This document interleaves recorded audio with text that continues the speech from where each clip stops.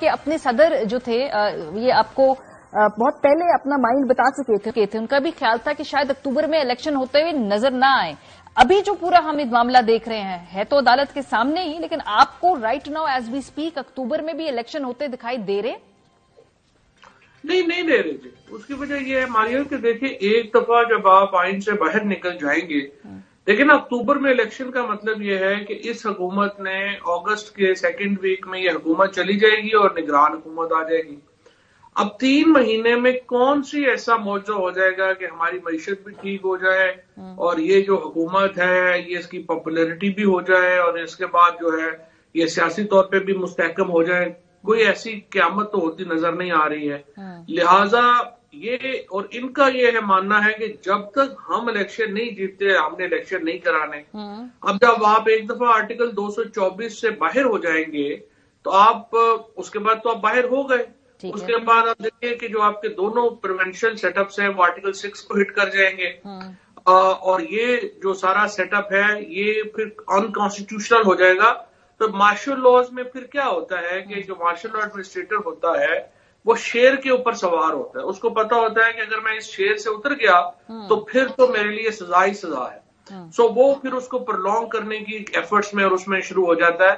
سو مجھے لگتا یہی ہے کہ یہ چونکہ پروونشل اسمبلیز کے الیکشنز اب انہوں نے ٹھان لی ہے کہ انہوں نے نہیں کرانا، اس کے نتیجے میں آپ آئین سے باہر ہو جائیں گے اور پھر آئین کے اندر واپس آنا آسان نہیں ہوگا. ٹھیک ہے. تو ابھی فی الحال جہاں پہ ہم یہ بیٹھے جس دن ہم گفتگو کر رہے ہیں یہ اکتوبر والے الیکشن بھی خطرے میں ہے. آئین وائلیٹ آلموسٹ جسے کہتے ہیں ہو ہی گیا ہے. لیکن پھر اب کیا ہوگا فواد صاحب؟ کیا آپ لوگ ایک معاملہ کورٹ میں چل تو رہا ہے، وہاں تو آلموسٹ ہری جھنڈی دکھا دی ہے حکومت نے، وہ ایسا ایک اور انہوں نے سپن دیا ہے کہ وہ تو خود عدالت کانٹروورشل بنا دی انہوں نے.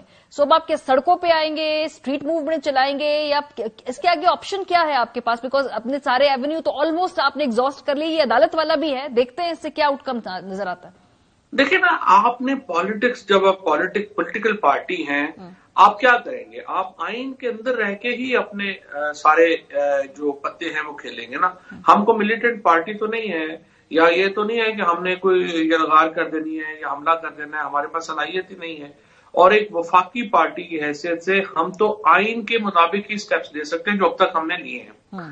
اب ایشو یہ ہے کہ دوسری سائڈ جو ہے اس نے فیصلہ کیا ہے کہ نہ ان کے لیے آئین کوئی حیثیت رکھتا ہے، نہ قانون کوئی حیثیت رکھتا ہے، اور نہ ہی موریلٹی کوئی پرابلم ہے. تو یہ ایک نیا جو ہے وہ سیٹ اپ ہو گیا ہے. یعنی یہ ایک بنیادی طور کے اوپر تو ڈکٹیٹرشپ ہی پاکستان میں کی طرف ہم جا رہے ہیں. پہلے ہم ایک چھپی ہوئی ڈکٹیٹرشپ میں ہم ہیں 9-10 مہینے سے، اب ہم ایک اوپن ڈکٹیٹرشپ کی طرف چلے جائیں گے کیونکہ کانسٹیٹیوشن جو ہے وہ عملی طور کے اوپر ختم ہو جائے گا. یہ جو عدالتوں میں ہو رہا ہے، سپریم کورٹ میں ہو رہا ہے نا، یہ سپلیمنٹری ایشو ہے. یہ آپ خود اچھی طرح جانتی ہیں 95 سے لے کے اب تک کس طرح سے عدالتوں کے اندر انہوں نے فزیکل حملے کیے. ٹھیک بات ہے، ان کا ایک ٹریک ریکارڈ ہے. لیکن رائٹ ناؤ فواد صاحب ایشو یہ ہے کہ پھر بھی معاملہ اس وقت اسی عدالت کے سامنے ہے جس کے اندر خود ابھی جو دراڑ ہے بڑی واضح ہو گئی ہے.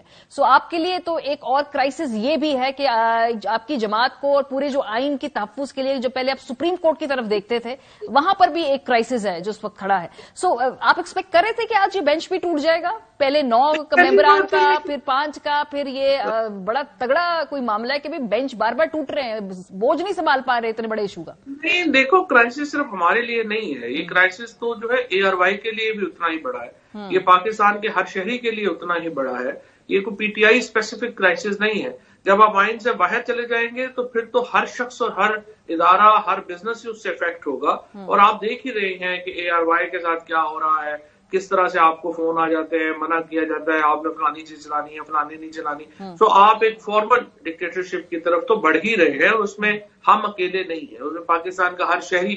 البتہ یہ ضرور ہے کہ ہیٹ کس کو کب کہاں زیادہ محسوس ہونا شروع ہوگی. ہم لوگ تو زیادہ کر رہے ہیں، میڈیا زیادہ فیل کر رہا ہے، جو عام لوگ ہیں جن کا جو بزنسز ہیں وہ فیل کر رہے ہیں. اور اب آپ دیکھ رہی ہیں، مجھے جو اصل خوف ہے نا یہ سپریم کورٹ کا ایشو نہیں ہے، یہ تو ہے. مجھے پرابلم یہ ہے کہ ایک تو ہم نے کانسٹیٹیوشنل بریک ڈاؤن ہو گیا ہے، پولیٹیکل بریک ڈاؤن ہو گیا ہے، اور ہمارا اکنامک بریک ڈاؤن ہو گیا ہے. اب اگر یہ جو لاہور میں اسپیشلی جو ہو رہا ہے، جس طریقے سے ایتھنک ایک ایشو جو ہے اس کو کھڑا کیا ہے حکومت نے، کیونکہ ان کا کوئی ایڈمنسٹریٹو تجربہ نہیں تھا.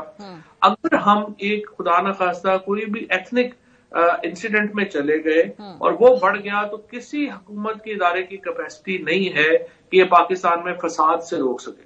सो अब तो सिर्फ एक ही ब्रेक डाउन रह गया है, and that is law and order break down. और अल्लाह ना करे उसकी तरफ आए। थोड़ा सा वापस केस की तरफ आ जाते हैं। ये जो हम इसमें एक और पहलू ये कि जी चूंकि मामला आइन की हवाले से इतना बड़ा, ये एक जिसे कहते हैं ना डिफाइनिंग मोमेंट है पाकिस्तान की हिस्ट्री के अंदर, फुल कोर्ट बन जाता, पीटीआई खुद दरखास्त करती कि वो पूरा मामला फुल कोर्ट में सुने ताकि ना कंट्रोवर्शियल बनाने का मौका मिलता।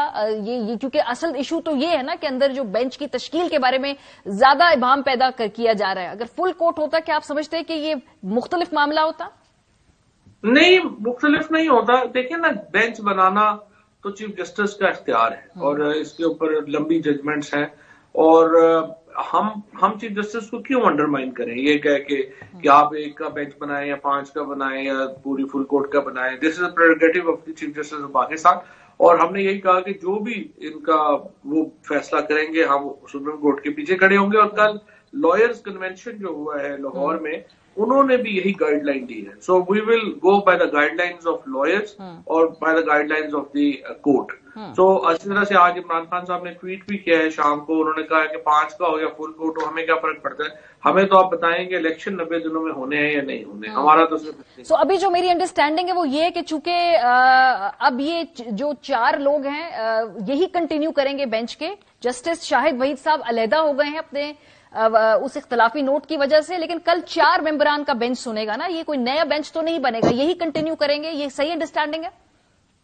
जो सुप्रीम कोर्ट की वेबसाइट में अभी देख रहा था उसके ऊपर तो यही लिखा हुआ, और कि ये जो 4 जजेस हैं माइनस अमीनुद्दीन साहब जो है वो हियरिंग करेंगे, और ये हियरिंग तकरीबन मुकम्मल हो चुकी है। इसमें हियरिंग में कोई लंबी चौड़ी बात ही रहेगी है, सिर्फ अटॉर्नी जनरल के दलाइल जो है वो बाकी रह गए हैं, उन्होंने अपने करनी है, बाकी तो वो चीजें जो है वो तो सारी मुकम्मल हो चुकी है। तो मेरा ख्याल है एक कंसिडरेशन ये भी चीफ जस्टिस साहब की है कि बजाय इसके कि नया बेंच कॉन्स्टिट्यूट हो, फुल कोर्ट हो जिसमें पूरा केस दोबारा सुना जाए, तो जो सुना हुआ है वही उसको जो है वो फैसला हो।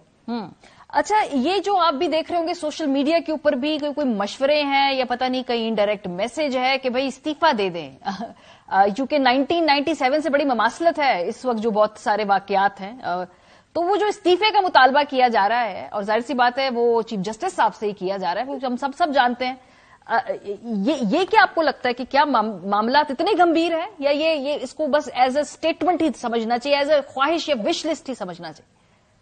नहीं, विश लिस्ट ही है। जाहिर है कि ये तो मैंने आपसे जैसा पहले कहा कि ये PMLN या जो PDM की हुकूमत है, ये तो वही करना चाहती है जो 97 में इन्होंने किया, या 2000 बाद में आके इन्होंने 8 में किया, या हमेशा ये जिस तरह से करते आ रहे हैं। उस वक्त भी तारड़ फैमिली थी, अब भी तारड़ फैमिली है।